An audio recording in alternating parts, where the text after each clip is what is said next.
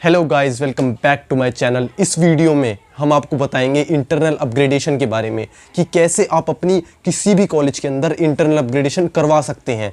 मतलब कि अगर आप कोई सी भी ब्रांच में हैं, जैसे मैकेनिकल छोटी ब्रांच में है, मैकेनिकल इलेक्ट्रिकल, तो इनसे आप अपनी ब्रांच को अपग्रेड करवा के कैसे इसे अच्छी ब्रांच तक लेके जा सकते हैं, लाइक ईसी और कंप्यूटर साइंस तक कैसे लेके जा सकते हैं। हम पूरा प्रोसेस बताएंगे इस वीडियो में।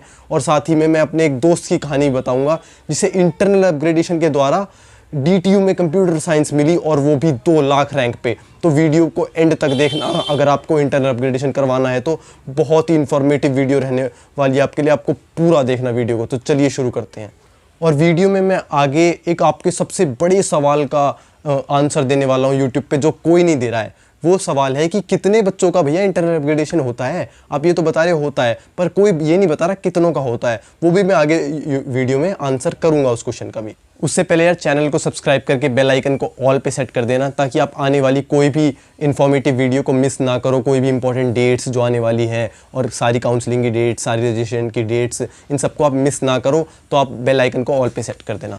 इंटरनल अपग्रेडेशन का मतलब तो आप सबको पता ही होगा। जैसे कि अगर आपके पास कोई छोटी ब्रांच है, आपको कोई छोटी ब्रांच मिली हुई है, लाइक इलेक्ट्रिकल हो गई, मैकेनिकल हो गई, सिविल हो गई, और एडमिशन से पहले और एडमिशन के बाद आपको, या फर्स्ट सेमेस्टर के या फर्स्ट ईयर के बाद आपको वो आपकी ब्रांच अपग्रेड हो जाए किसी अच्छी ब्रांच में, लाइक EC, IT, CSE। इसी को कहते हैं इंटरनल अपग्रेडेशन।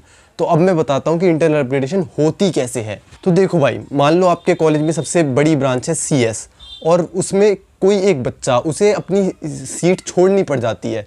कोई भी रीज़न हो, जैसे मान लो उसे IIT मिल जाती है, या उसको कोई फाइनेंशियल इशू हो जाता है, कुछ भी हो जाता है, तो उसे सीट छोड़नी पड़ेगी मान लो, ठीक है। तो वहाँ पे एक वैकेंसी क्रिएट हो गई। तो अब जो वहाँ पे एक सीट की वैकेंसी क्रिएट हुई है ना, तो वो उस सीट की वैकेंसी को भरने के लिए उससे छोटी ब्रांच का बच्चा, मान लो IT का बच्चा को अपग्रेड कर दिया जाएगा उस CSE की सीट पे। तो फिर अब IT की ब्रांच में भी एक वैकेंसी आ गई। तो अब जो इस वैकेंसी है उसको भरने के लिए कोई और छोटी ब्रांच का बच्चा, लाइक EC के बच्चे को वो सीट दे दी जाएगी। अब EC के बच्चे को सीट मिल गई, तो EC में एक वो वैकेंसी क्रिएट हो गई। अब वो वाली वैकेंसी मिल जाएगी आपके किसी लोअर ब्रांच के बच्चे को, इलेक्ट्रिकल को। तो ये प्रोसेस चलता रहता है। इसी प्रोसेस से आपकी होती है इंटरनल अपग्रेडेशन। तो अब मैं बताता हूँ कि इंटरनल अपग्रेडेशन होता किस बेसिस पे है। तो भाई ये कॉलेज टू कॉलेज डिपेंड करता है। ये आपके कॉलेज पे, जैसे मैं अपने कॉलेज का बताऊँ, NSUT का, DTU का, तो इनमें भाई अपग्रेडेशन होता है आपकी JEE मेंस CRL रैंक के बेसिस पे। टोटली रैंक के बेसिस पे, इन्हें आपकी CGPA से कोई मतलब नहीं है। सिर्फ आपकी रैंक जितनी है उसके बेसिस पे अपग्रेडेशन हो जाएगा। तो इस वाले केस में ना अपग्रेडेशन होता है थोड़ा कम हो पाता है, क्योंकि आपकी रैंक के बेसिस पे हो रहा है। आपको ज़्यादा ऊंची हाइक नहीं मिल पाती है अपग्रेडेशन में, क्योंकि अगर आपको बढ़िया ब्रांच मिलनी होती है, रैंक के बेसिस पे आपको पहले ही मिल जाती, इसलिए ना हाइक उतनी नहीं मिल पाती है। लाइक मैकेनिकल से बंदे इलेक्ट्रिकल में आ पाते हैं, इलेक्ट्रिकल से थोड़े EC में चले जाते हैं, बस इतने ही चांस रहते हैं। ज़्यादा थोड़े बाकी के चांस कम रहते हैं। काफ़ी एक्सेप्शन केसेस मिलते हैं, जो लाइक बायोटेक से भी इलेक्ट्रिकल में आए हों, ऐसा भी होने को मिलता है देखने को, पर काफ़ी कम होता है ऐसा, ठीक है। तो बाकी जो दूसरा सिनेरियो होता है वो होता है CGPA के बेसिस पे।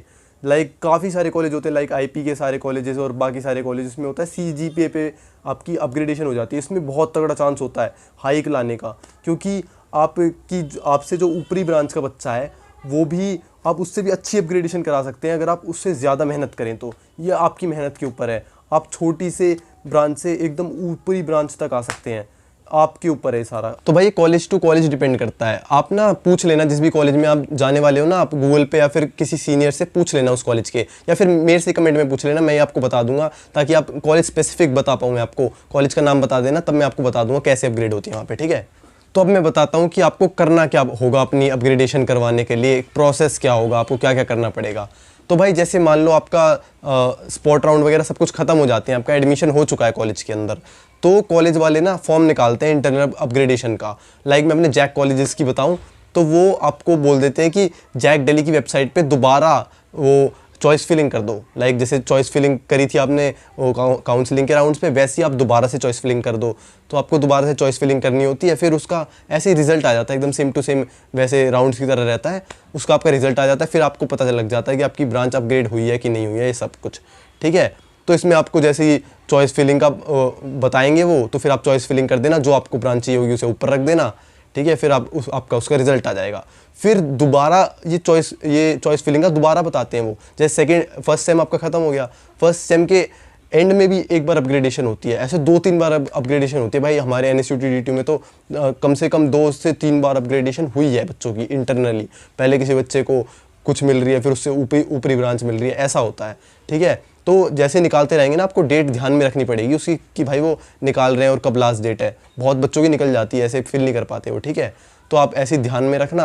और जैसे फर्स्ट सेमेस्टर के एंड में भी निकालते हैं वो भी ध्यान रखना, उसमें भी अपग्रेड होता है। बीच में सेमेस्टर के बीच में भी बच्चे अपग्रेड होते हैं, उसमें भी एक बार फॉर्म निकालते हैं, तो वो ध्यान ज़रूर रख लेना, ठीक है। ऐसी आपकी फिर आप जैसे रिजल्ट आ जाएगा वैसे आपको पता चल जाएगा आपको कौन सी ब्रांच मिली है, ठीक है।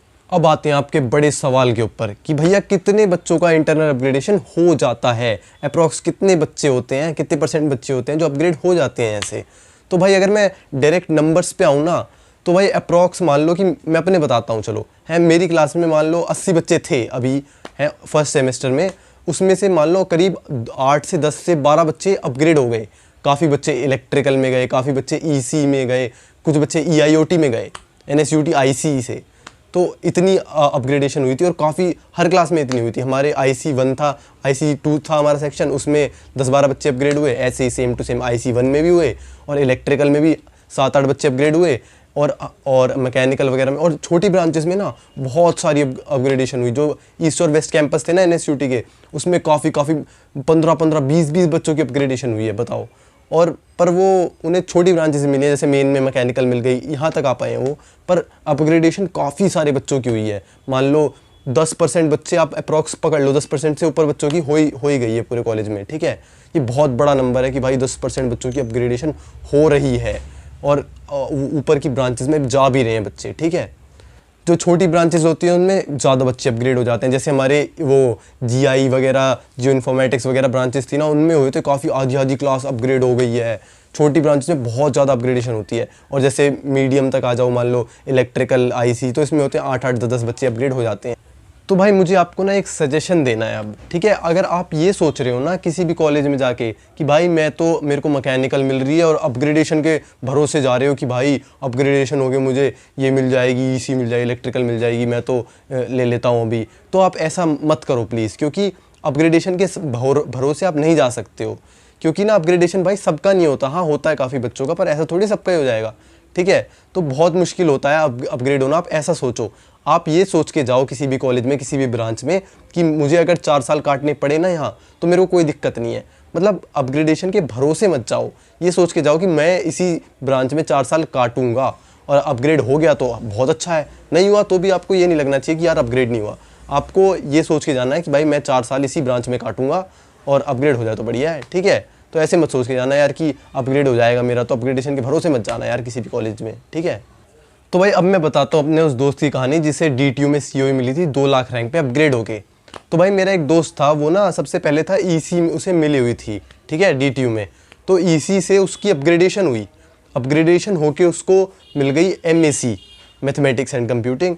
फिर उसकी अपग्रेडेशन हुई जब सेमेस्टर के एंड में अपग्रेड हुआ ना, वो फर्स्ट सेमेस्टर से सेकेंड सेमेस्टर में, तब डायरेक्ट उसे अपग्रेडेशन में मिल गई MAC से CSE। तो वो डायरेक्ट CSE में अपग्रेड हो गया। ये बहुत बड़ा अपग्रेडेशन होता है भाई सही में।